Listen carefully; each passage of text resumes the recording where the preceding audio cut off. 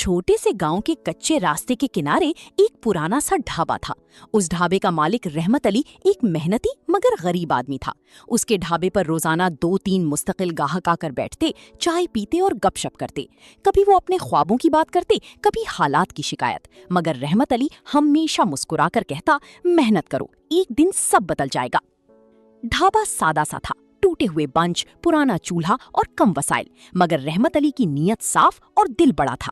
वो ग्राहकों को इज्जत देता, कभी किसी गरीब से पैसे ना लेता। एक दिन एक मुसाफिर वहां आया। उसने चाय पी और रहमत अली के अखलाक से बहुत मुतासिर हुआ। उसने जाते हुए कहा, तुम में कुछ खास बात है, हिम्मत न हारना। कुछ दिन बाद वही मुसाफिर दोबारा आया, मगर इस बार वो एक बड़े ताजिर के तौर पर आया। उसने रहमत अली को शहर में कारोबार करने का मौका दिया।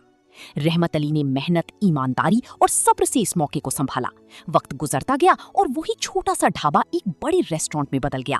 वो अमीर हो गया, मगर उसने अपनी आजिज़ी ना छोड़ी। वो अब भी गरीबों की मदद करता और अपने पुराने ग्राहकों को कभी नहीं भूला।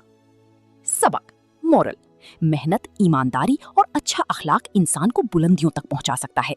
हालात चाहे जैसे भी हों, अगर इंसान हिम्मत न हारी तो कामयाबी जरूर मिलती है।